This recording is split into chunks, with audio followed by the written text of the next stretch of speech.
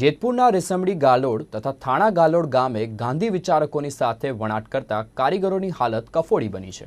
આપણા દેશમાં સ્વદેશી અપનાવો અને દેશ બચાવોના નારા લગાવવામાં આવે છે, તો સ્વદેશી વસ્તુઓમાં હાથ વણાટની ખાદી સહિતના વસ્ત્રોના વણાટને ગાંધીજીના રેટિયાના તાર સાથે જોડીને હસ્તવણાટ કરવામાં આવે છે અને પ્રોત્સાહન આપવામાં આવે છે।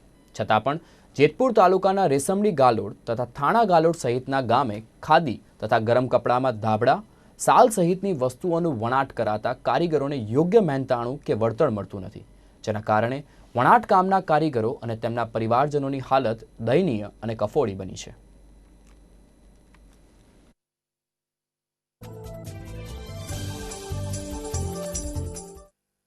જોકે આ હાથ વણાટમાં અમે ધાબળી બનાવીએ, ટુવાલ, ચાદર, નેપકિન, ખાદીનું ઓતન કરીએ, પણ આ છે ને વેપારીનો માલ છે। વેપારી અમને કાચો માલ આપે, દોરા, અમે એ દોરાના બોબીન ભરીએ, પછી એનો બેમ ભરી હાર ઉપર ચડાવીએ, દોરા હાંધી અને એ દોરા ખેંચીને અમે વણાટ કામ કરીએ એનું।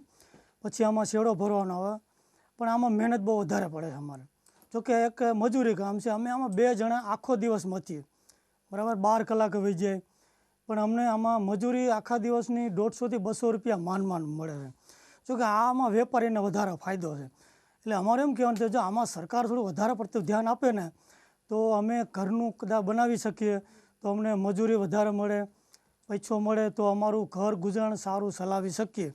તો આમાં કહેવાનું એમ થાય છે કે અમારે મહેનત વધારે પડે છે, આખરે મજૂરી હાવ છે અમારે, તો અમે સરકાર થોડુંક વધારે ધ્યાન આપે અમારા માટે, તો અમારે થોડુંક મહેનત છે પણ અમારા કામમાં ફાયદો વધારે મળે એવું અમારે સરકારને કહેવાનું થાય છે।